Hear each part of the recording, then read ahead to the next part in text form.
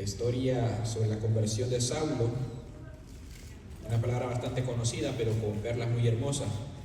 Libro de los Hechos, capítulo 9, versículo 10. A medida lo encuentra, me da un poderoso amén, en señal de que estamos en sintonía y en la misma página.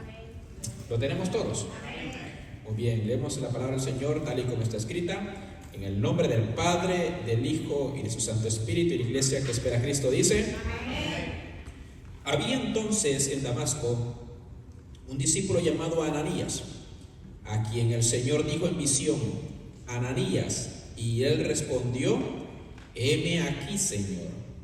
Y el Señor le dijo: levántate y ve a la calle que se llama Derecha, y busca en casa de Judas a uno llamado Saulo de Tarso, porque he aquí él ora, y ha visto en visión a un varón llamado Ananías, que entra y le pone las manos encima para que recobre la vista. Entonces Ananías respondió: Señor, he oído de muchos acerca de este hombre, cuántos males ha hecho a tus santos en Jerusalén, y aún aquí tiene autoridad de los principales sacerdotes para prender a todos los que invocan tu nombre. El Señor le dijo: ve, porque instrumento escogido me es este, para llevar mi nombre en presencia de los gentiles y de reyes y de los hijos de Israel. Voy a leer una vez más el 15 y vamos a estar entrando en la palabra. El Señor le dijo: ve, porque instrumento escogido me es este, para llevar mi nombre en presencia de los gentiles y de reyes y de los hijos de Israel. Caminando en propósito, ese es el tema que quiero compartir con ustedes esta preciosa tarde, casi noche ya. Caminando en propósito.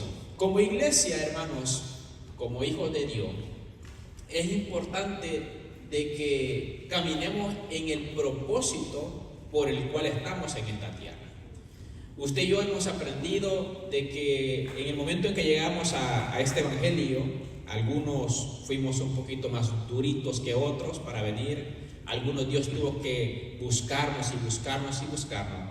Mas sin embargo, aunque Dios es todopoderoso, aunque Dios lo sabe todo, lo puede todo y está en todas partes, Dios usa sus instrumentos aquí en la tierra. Ese es el por qué la iglesia todavía sigue estando acá y por qué el arrebatamiento todavía no sucede. Entonces, aunque Dios lo puede todo y lo sabe todo, Él decide usar y nos da el privilegio a nosotros, ¿verdad? Vasijas de barro, personas que son muchas veces emocionalmente débiles, personas que muchas veces nos quebramos. Dios decide darnos el privilegio de representarle en la tierra, ¿verdad? Somos sus embajadores.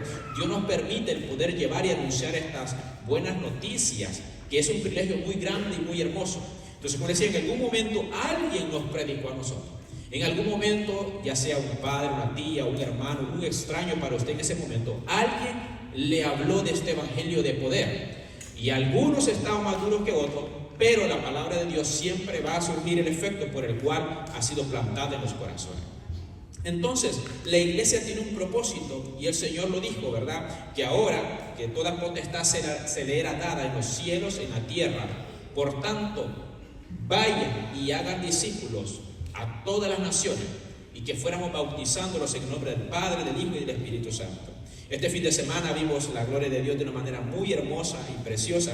¿Por qué le digo la gloria de Dios? Porque para que una persona decida bautizarse, tiene que ser el Espíritu Santo trabajando en ese corazón.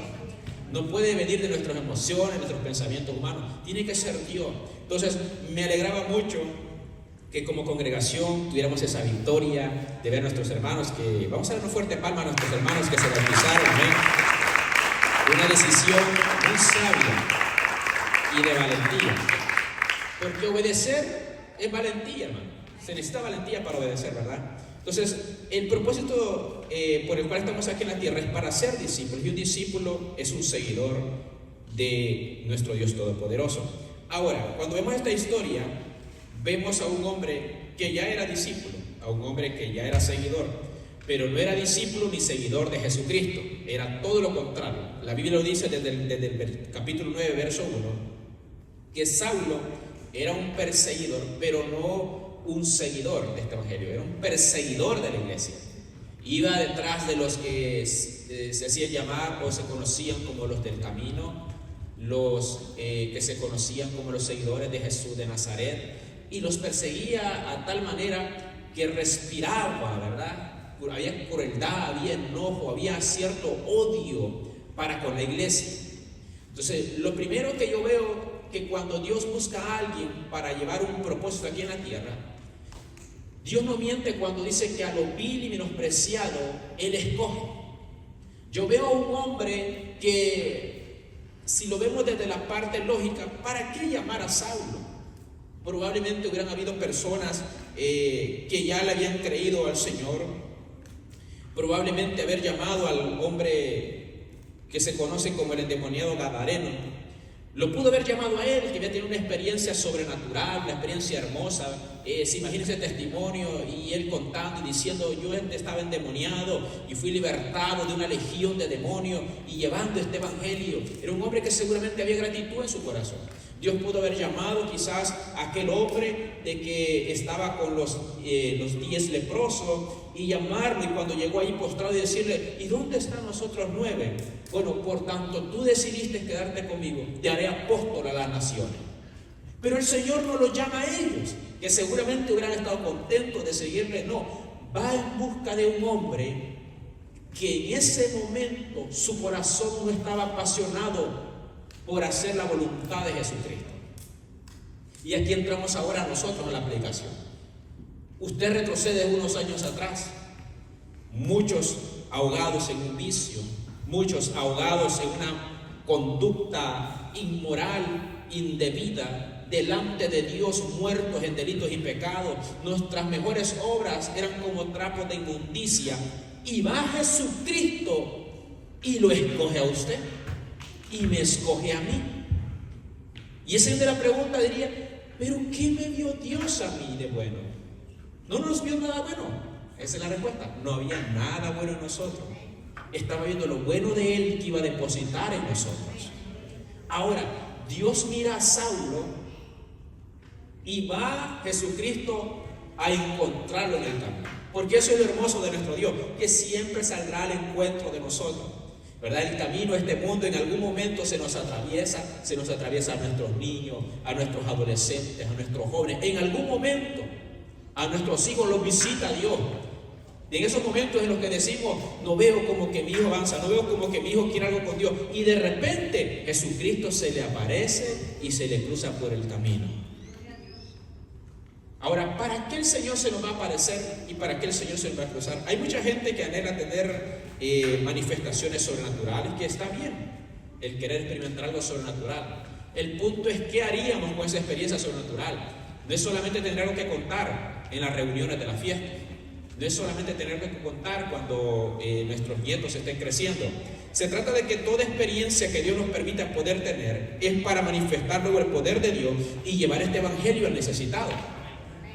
Entonces, yo veo aquí dos cosas. Una es de que cuando Dios escoge a alguien, no lo escoge por quien Él es, lo escoge porque Él es todopoderoso y puede usar a esa persona como a Él le plazca y para la gloria de Él. Entonces, Dios no nos escoge según las virtudes o lo que nosotros podamos hacer, porque si se tratara de eso, Dios escogiera solamente gente que de pronto se le hace fácil de hablar, gente que se le hace fácil mover masa, gente que tiene elocuencia, gente con ciertas habilidades de convencimiento. Porque, hermanos, el don de convencimiento hay quienes lo tienen y no necesariamente es alguien cristiano. Usted lo ve hoy en día, gente en el mundo mueve masa, multitudes, millones lo mueve, y no necesariamente le está hablando del Señor, no le está hablando del reino de los cielos. Entonces, el punto es que Dios decidió escogernos a nosotros, y ese es un privilegio muy hermoso, hermano. Y mientras usted y yo no entendamos que esto es un privilegio hermoso, el poder estar un martes después de haber ido a trabajar, después de que probablemente terminó o no terminó lo que tenía que hacer, viene cansado, viene con sueño, viene agotado, pero aún así Dios le dio el privilegio de que sus ojos sean abiertos, de poder estar en su casa, de poder disfrutar, de poder doblar sus rodillas, porque todavía se le doblan las rodillas. Eso es un privilegio hermoso. Eso significa que Dios fue bueno con nosotros, porque Él fue el que decidió visitarnos y encontrarnos. Ahora, cuando Él ya abre nuestros ojos, Él nos utilizará para que vayamos y se le abran los ojos a otro más. En este caso entra Ananías. Vamos a representarlo ahora esta noche como nosotros. Ananías era un hombre que tenía un propósito.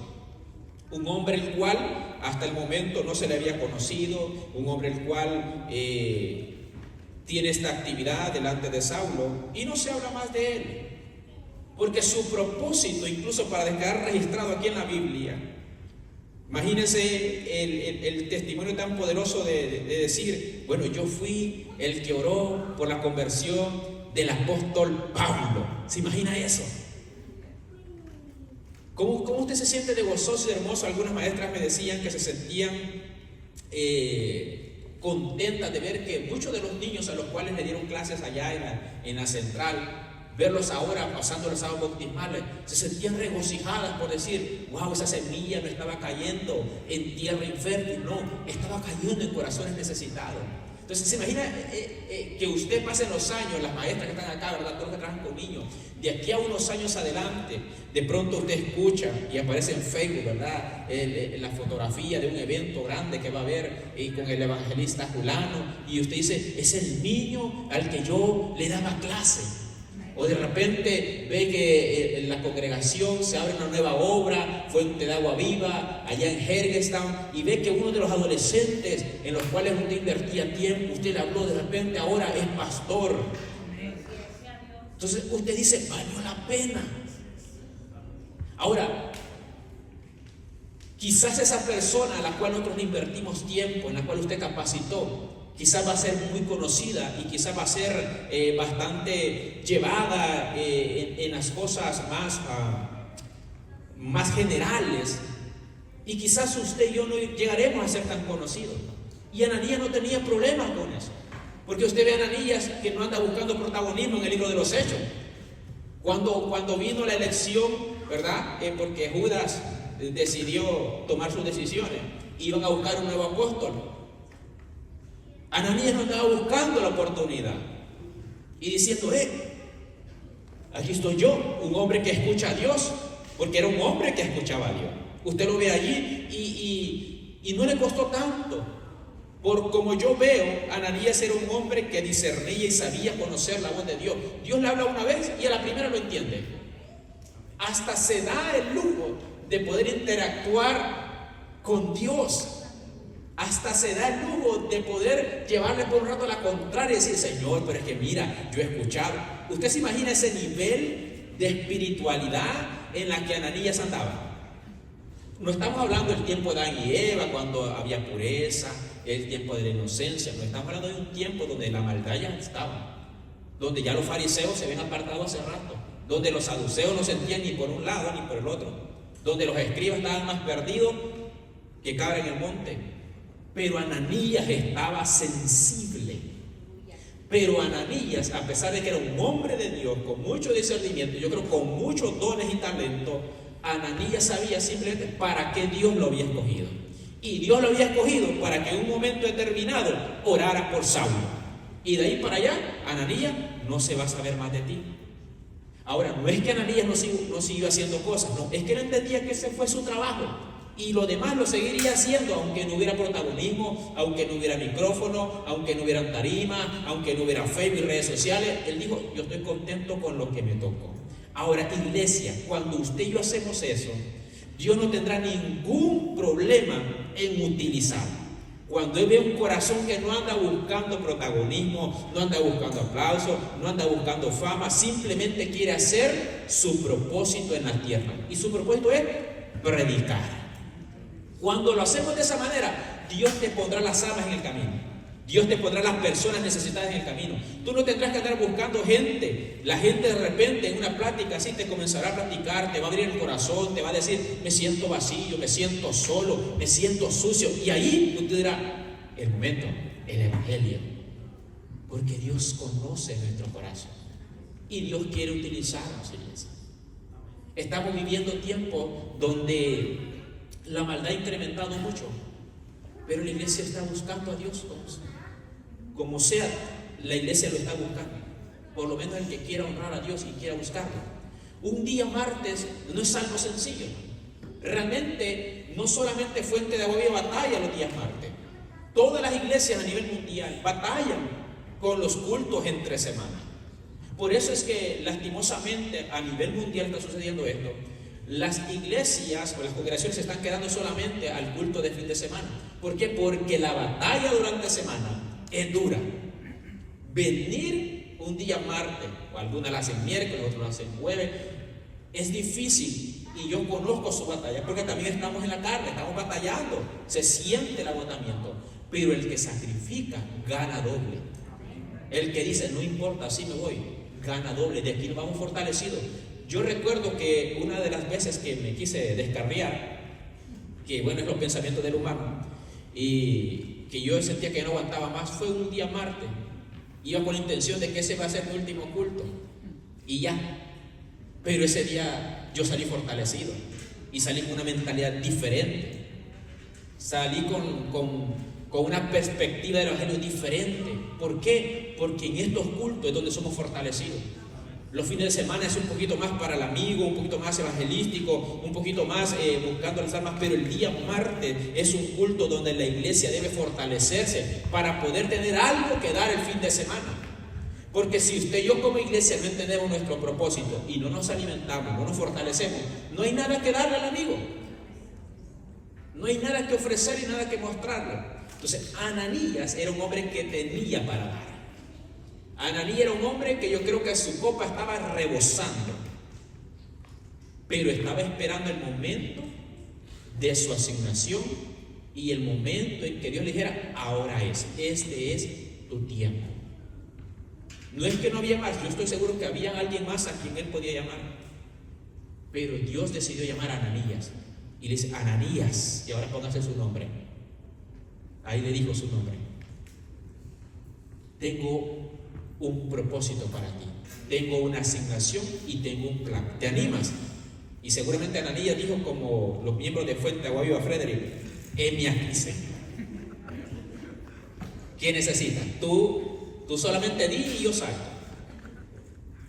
Tú sabes que cuentas conmigo, Señor. Y le dijo, quiero que vayas por el drogadicto. Quiero que vayas por el borracho. Quiero que vayas por la mujer de mala reputación.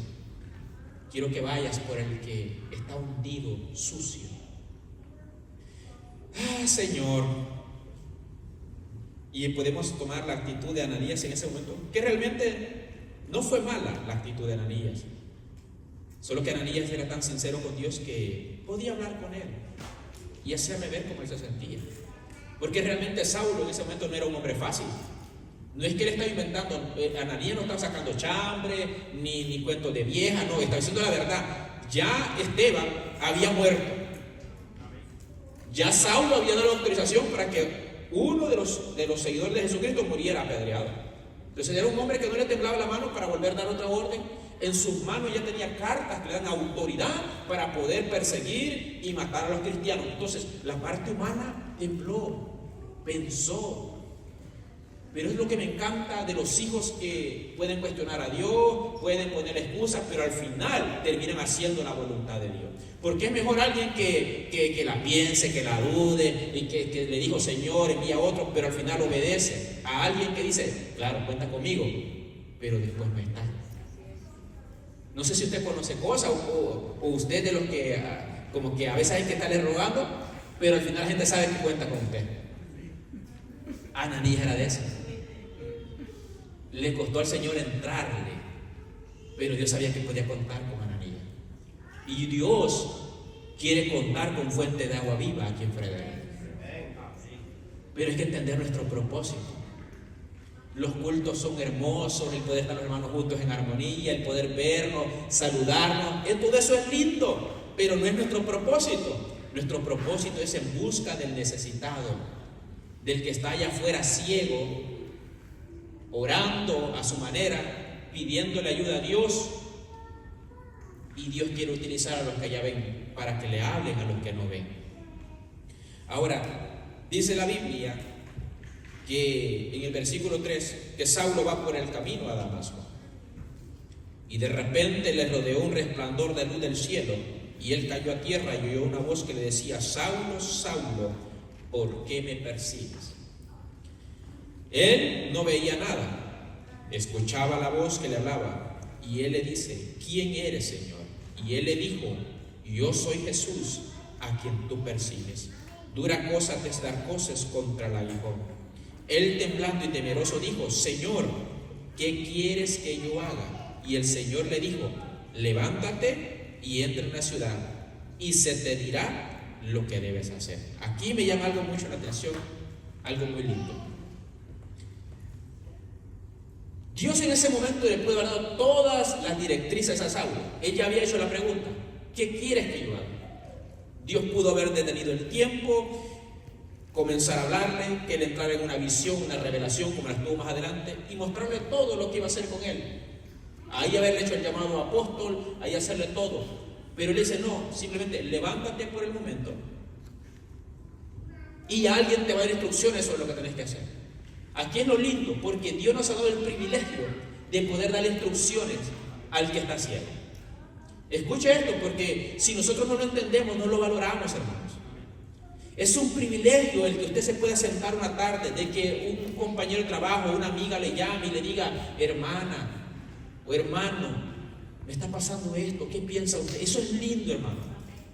Cuando alguien le dé la oportunidad de que usted le dé un consejo, nunca lo tome como una carga, por más cansado que usted ande. Yo he aprendido algo.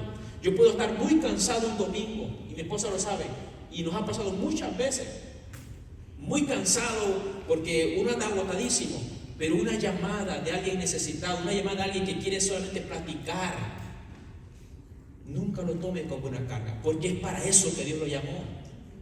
Es para eso que Dios lo tiene en esta tierra, para que escuche al necesitado, para que sepa oírlo por un momento, y después que usted lo oiga, con la guianza del Espíritu Santo, usted le puede dar una palabra y lo pueda guiar.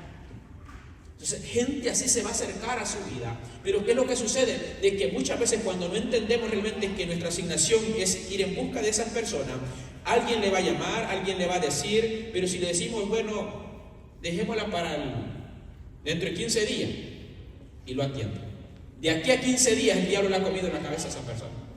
De aquí a 15 días el enemigo ha hecho y ha deshecho con esa persona. De aquí a 15 días la sensibilidad que él tenía de buscar y de querer de Dios ya se pasó, porque el tiempo era allí. Ananías le pudo haber dicho al Señor, por ejemplo: yo pongo los zapatos de Ananías. Bueno, déjame hacer 3 días de ayuno, Señor, porque no está fácil este endemoniado, porque Saulo andaba hasta arriba. Era un hombre que respiraba amenaza y crueldad contra la iglesia. Escuche esto. Y yo me imagino que yo le he dicho: Señor, permíteme una semana, ayuno hebreo, Señor, ni agua ni comida, nada. Y yo voy, le digo a hermano Paul que me acompañe, le digo a hermano Víctor que me acompañe, y vamos, porque donde muere uno, mueren 3. Y que se vean también ayunados. Pero no, el Señor dice: no, levántate y ve. ¿Cuándo, Señor? Ahora. Pero ahora, ahorita, o ahora como a las 5, porque así todavía tengo 4 horas para orar. No, ahora, ayer. O sea, en el momento, muévete. Pero Señor, mi familia, pero Señor, no, ahora. Iglesia, el tiempo de predicar el evangelio es ahora. Hoy es tiempo de hablarle al necesitado. Hoy es tiempo.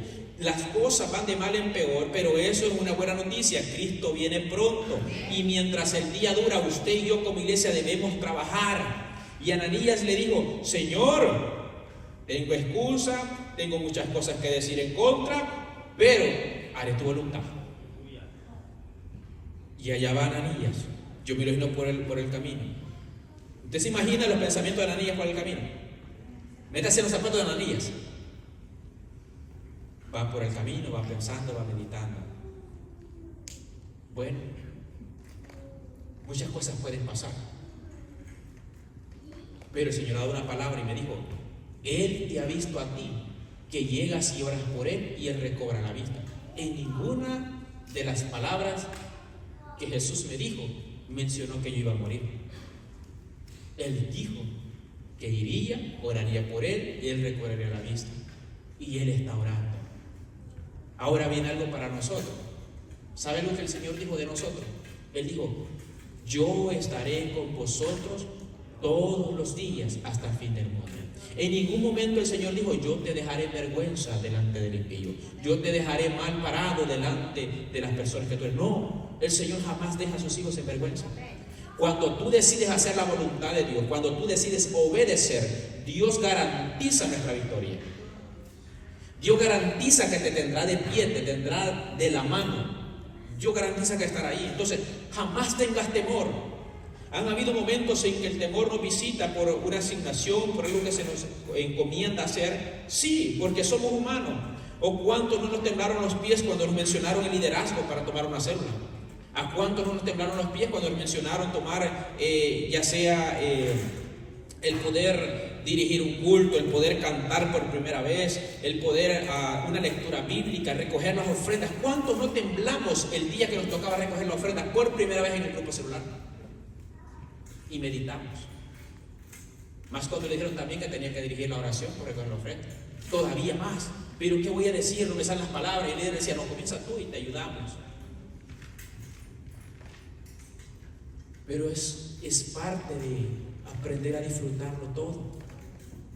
Entonces, yo imagino a Ananías, sintió un poco la responsabilidad, pero su seguridad era que entre lo que Jesús dijo, no estaba que él iba a morir. Y entre lo que el Señor ha dicho para nosotros, no está el morir avergonzados por el enemigo. Entonces la victoria está garantizada de nuestro lado. ¿Qué es lo que falta? Que hagamos nuestra parte. Y ahí entra el propósito: caminar en Él. Y aquí voy ya terminando ya. ¿Cuál es el problema? El problema de la iglesia general, hablando a nivel mundial, no es que no sepa de su propósito o esté carente de él. El problema es que el sistema y el mundo trabaja fuertemente para que usted y yo nos desviemos del propósito. ¿O cuántos de nosotros en un momento, cuando venimos a pararnos por un momento y reflexionamos, nos damos de cuenta que ya rato estoy desviado de él? Y no necesariamente hablo de estar en pecado, estar en una práctica. Estoy hablando de que no estoy haciendo lo que debería estar haciendo. No estoy en la asignación y el propósito por el cual estoy en esta tierra. Hay cosas que son añadiduras, hay cosas que son para nosotros herencia aquí en la tierra, pero que tienen su parte y tienen su tiempo. Entonces, más sin embargo, el mundo nos absorbe. La rutina, hermano, nosotros debemos estar llamados a constantemente estarnos reseteando, a constantemente estarnos haciendo actualización de propósito. ¿Por qué? Porque rápidamente nos contaminamos, rápidamente nos cargamos con cosas. Cuando venimos a ver, estamos pensando, y si meditamos en qué pensamos durante el día, pensamos más en lo perecedero que en lo eterno. Pasa, hermanos. Nosotros venimos de camino para acá y tenemos que venir constantemente con mi esposa controlándonos, porque venimos en una atmósfera, porque le digo, bueno, normalmente, como yo le decía, cuando me toca predicar, o cualquier privilegio, siempre que vamos para la iglesia, mi esposa maneja cuando venimos y yo manejo al regreso. A veces siempre maneja ella. Pero la cosa es que cuando yo vengo para acá, trato de venir lo menos posible enfocado en lo perecedero, porque trato de traer mi mente un poquito más clara para poder venir aquí, pararme y hablar. Entonces, pero ¿qué pasa? Como cuesta salir de esa intoxicación, venimos normal, venimos platicando las cosas de Dios, cuando de repente, y entonces mañana ¿qué grupo va para tal parte? Ah, bueno, mire usted. Y ya venimos una vez más, ya el trabajo se terminó hace rato, hermano. Hace 4 horas que salí del trabajo, pero el trabajo a veces no sale de uno. Entonces, a veces sucede, uno está orando y en medio de la oración, cuando viene a ver, usted está: ah, no, Señor Jesús. ¿Por qué? Porque la intoxicación que el mundo nos ofrece está al orden del día todo el tiempo. Entonces, nos perdemos del propósito y comenzamos a caminar en algo que de pronto no tiene que ver quizás con que usted se pierda en la condenación eterna, pero no estamos disfrutando el evangelio como tendríamos que disfrutar. Porque es lindo el poder, usted hermano, desgastarse, sufrir, el orar por alguien, el capacitarlo, en darle charlas, en que un matrimonio venga y usted poder dirigirlo, aconsejarlo y ir viendo los frutos. Eso lo llena a usted. Debería llenarlo. Realmente la iglesia debe ser alguien que todo el tiempo está en movimiento, trabajando por las vidas, por las almas. Pero es fácil apartarse del propósito. Es fácil hacer 1000 cosas y 999 no tengan que ver con el reino de los cielos. Cierto día Jesús se pierde siendo un niño. Los padres, como cualquier padre, enloquecido buscándolo por todos lados. Como cuando el niño se le pierde en Walmart, como cuando el niño se le pierde en la tienda, como cuando el niño estaba aquí y usted hizo para allá, hizo para acá y ya no está. No sé a cuántos padres les ha pasado. Yo he visto a padres que en una tienda gritan buscando al niño y el niño le da por no hablar. Habla mucho, pero ese día le da por no hablar, por no responder. Y la angustia de un padre buscando a su hijo. Ahora imagínense José y María buscando a Jesús con angustia. Ya habían pasado días y se enteran que Jesús no estaba. Regresan y lo encuentran y está allá en la casa de papá, platicando con gente de eminencia, con gente que sabía Torá. Yo lo imagino platicando con él, la gente admirada. Y María le dice: Jesús, ¿pero qué pasa? Tu lugar debería ser a nuestro lado, caminando en la procesión de regreso. Y Jesús le dice: no, ese no es mi propósito. Mi propósito es estar en los negocios de mi Padre. Por eso es que Jesús, no es que Jesús fue un mal hijo, porque usted ve en cierta ocasión, ya Jesús ha crecido, ya Jesús está en una reunión, está en el grupo celular, ¿verdad? Estaba predicando, le estaba hablando a todo, y de repente a María se le dio por no ir a la célula ese día con sus demás hermanos. Y entonces llega María, porque quizás Jesús ya tenía días que no llegaba a casa. Y dice la Biblia que María llega con los hermanos de Jesús y tocan la puerta, le tocan el timbre. Salió el anfitrión. Vienen para la célula. No vienen para la célula. ¿Será que le dicen al líder, por favor, si puede salir, que queremos que esté con nosotros? Entonces el anfitrión entra y le dice: Jesús, tu madre y tus hermanos te buscan allá afuera. ¿Y por qué me buscan afuera? Se quita el culto. Y le dice: díganle que mi madre y mis hermanos son los que hacen la voluntad de mi Padre. ¿Quiénes son los hermanos de Jesús? ¿Quién es la iglesia de Jesús? Los que hacen la voluntad del Padre, los que están caminando en propósito.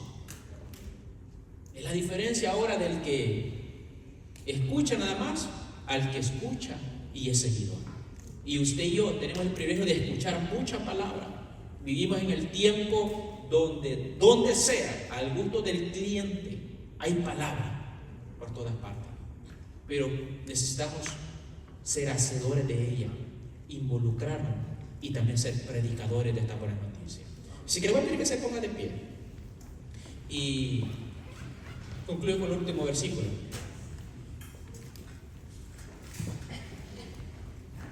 Dice, versículo 13 del mismo capítulo 9.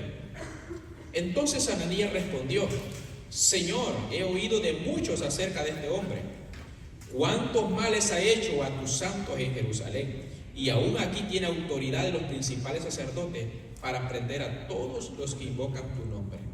El Señor le dijo: ve, porque instrumento escogido me es este, para llevar mi nombre en presencia de los gentiles y de reyes y de los hijos de Israel. Nuestro llamado, nuestra encomienda, iglesia, es: ve. No te fijes quién es hoy, porque no sabes quién será mañana. Quizás ese hombre, esa mujer a quien tú le hables, quizás irá a lugares que tú y yo jamás iremos, quizás ni conoceremos. Quizás esa persona a la cual tú le hables, tú le inviertas tiempo, tú le inviertas oración, tú le inviertas ayuno. Quizás esa persona alcanzará miles de almas, que quizás tú y yo no llegaremos a miles, pero no es para que nos sintamos mal.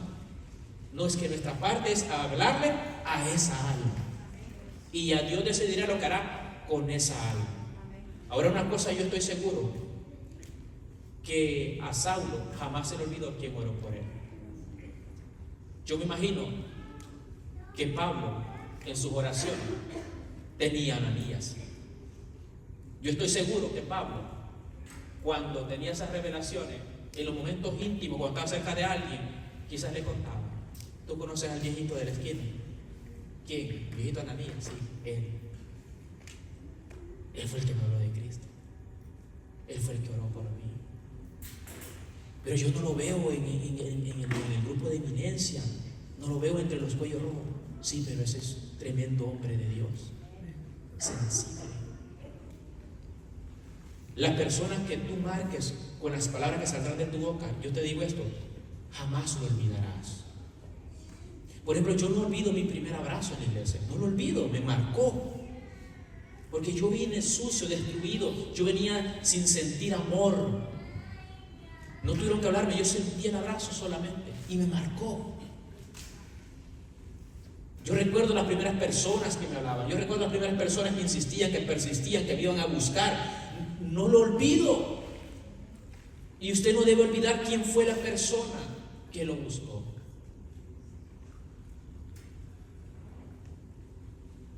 Ahora nos toca a nosotros ir en busca de esas personas y marcarle un antes y un después en sus vidas, porque usted y yo representamos un evangelio de poder. Así que esta noche la iglesia tiene la oportunidad de poder recargar sus fuerzas, porque en la oración hay fortaleza, en la oración hay rejuvenecimiento, y nosotros podemos rejuvenecer.